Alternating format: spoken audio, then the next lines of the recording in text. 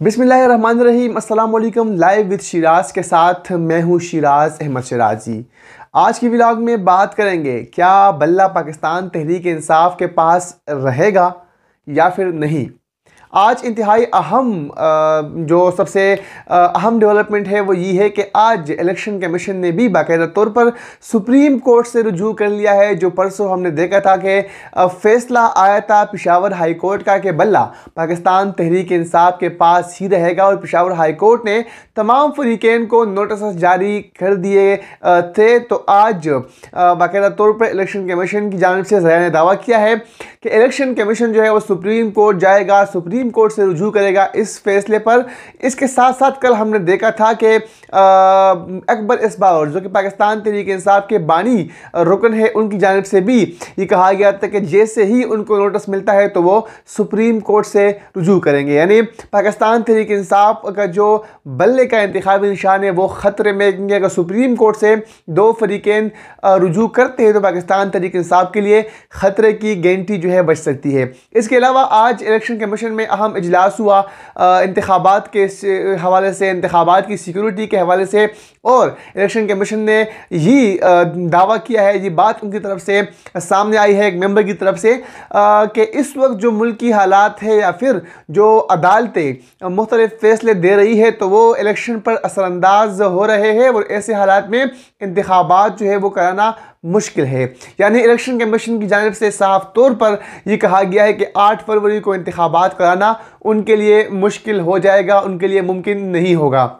इस बयान से साफ तौर पर सामने आ रहा है कि इलेक्शन कमीशन खुद अब इंतखाबात से राह फरार इख्तियार करने की कोशिश जो है वो कर रही है। लेकिन तमाम तर्जुमातें इस बात पर मुत्तफिक है, सुप्रीम कोर्ट ने बाकायदा तौर पर हुक्म दिया है कि इंतखाबात जो है वो 8 फरवरी को होंगे। लेकिन अगर इलेक्शन कमीशन की जानिब से इन तमाम सूरत हाल में इस तरह के बयानात सामने आ रहे हैं तो इस बात का मुँह बोलता सबूत है कि इलेक्शन कमीशन अब नहीं चाहता कि 8 फरवरी को इंतखाबात हो मुल्क भर में। ये तो आज इलेक्शन कमीशन के हवाले से खबर थी। इसके अलावा सबसे अहम खबर ये है कि जबरी गुमशुदगी के खिलाफ जो नेशनल प्रेस क्लब के बलोच मुजाहिरीन का एहतजाजी मुजाहरा जारी है। आज अहम डेवलपमेंट ये हुई कि senior anchor person Imran Riaz Khan जो है आज बाकायदा तौर पर वहाँ गए और उन्होंने जो महारंग बलोच है जो कि बलोच यकजहती मार्च को लीड कर रही है, उनसे उन्होंने माफ़ी मांगी, माजरत कर ली, और यही कहा गया कि माजी में जो कुछ उनकी तरफ से कहा गया है, माजी में जो कुछ उनकी तरफ से जो अल्फाज इस्तेमाल किए गए हैं मिसिंग पर्सन के हवाले से, उन पर जो है उनको काफ़ी शर्मिंदगी है और वो माजरत करने आए हैं। जिस पर जब उन्होंने हाथ जोड़े इमरान रियाज ने तो उस पर मारन बलोच ने कहा कि हम ऐसे लोग नहीं हैं, हम दरगुजर करने वाले लोग हैं और हमारी तरफ से कोई भी ऐसी बात नहीं है। तो उनकी तरफ से उनको जो है वो माफ़ कर दिया गया। और इमरान रियाज ने जो है बाकायदा तौर पर उन्हें कहा कि आपको जो भी मदद की ज़रूरत हो, जो भी हेल्प की ज़रूरत हो, तो वो हर टाइम जो है वो आपके लिए तैयार है। ये इंतहाई बुनियादी तौर पर अहम जेस्चर ये गया तमाम आलमी मीडिया को कि इमरान रियाज जो कि माजी में इस तरह की अजीब अजीब अलकाबात से नवाजते थे मिसिंग पर्सन के लवाकिन को, वो ख़ुद गए। और इसके ऊपर जो सबसे बेहतरीन बात ये हुई कि जो बलोच यकजहती मूवमेंट के रहनुमा है जो यहाँ पर एहतजाजी मुजाहरा कर रहे हैं, उनकी तरफ से भी उनको खुशमदीद कहा गया, वेलकम कहा गया, और उनकी जो माफ़ी थी वो भी कबूल कर ली गई। और ये भी कहा गया कि उनको किसी भी चीज़ की ज़रूरत नहीं है। इसके साथ साथ जो बार कौंसिल के जो वकला है सुप्रीम कोर्ट के, वो भी गए, उन्होंने भी आज मुलाकात की। तो ये मुलाकातें जो है वो होती रही है।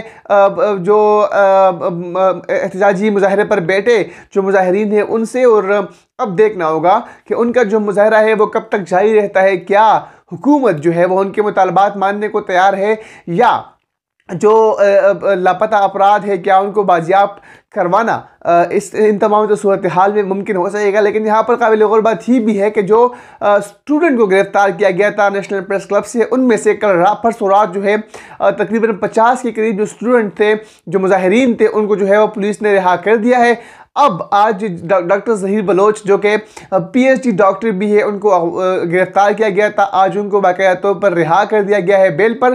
तो आज जब उनसे बातचीत हुई थी तो उन्होंने कहा कि तकरीबन 34 के करीब जो स्टूडेंट है जिनको इस्लामाबाद पुलिस ने गिरफ्तार किया था, अडियाला जेल उनको जो है मुंतकिल किया था, तो वो 34 स्टूडेंट अब भी अडियाला जेल में है। और साथ ही साथ उन्होंने ये भी इंकशाफात किए कि वहाँ पर नशे भी है, वहाँ पर HIV या एड्स के जो मरीज़ है उनके साथ उन तलबा को रखा किया है। तो ये इंतहाई जो है तहलका खेज इंकशाफात किए डॉक्टर ज़हीर बलोच ने। और उन्होंने ये भी कहा कि उन 34 स्टूडेंट में से तकरीबन 10 के करीब एक स्टूडेंट ऐसे हैं कि जिनके इन दिनों पेपर्स हो रहे हैं, एग्ज़ाम्स है, तो हुकूमत को चाहिए कि उनको फिलफोर जो है वो रिहा करें ताकि उनका सेमेस्टर ज़ाया ना हो, उनके जो पेपर्स हैं वो ख़राब ना हो। और उनमें से एक हमारे क्लास फेलो आबिद बलोच भी है जिनका कल बोर्ड ऑफ स्टडी भी है।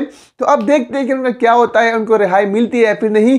लेकिन ये बात यहाँ पर काबिल गौर ही भी है कि इंतज़ामिया की तरफ से बार बार उनसे मुज़ाकरात जो है वो किए जा रहे होते हैं। आज भी हमने देखा था कि असिस्टेंट कमिश्नर इस्लामाबाद आए थे, मजिस्ट्रेट आए थे, उनसे मुलाकात भी की बाकायदा तौर पर। और महरम बलोच से वो काफ़ी देर वहाँ पर बातचीत भी करते रहे, मुज़ाकरात भी करते रहे, जो इनके मुतालबात थे वो उन्हें रखे।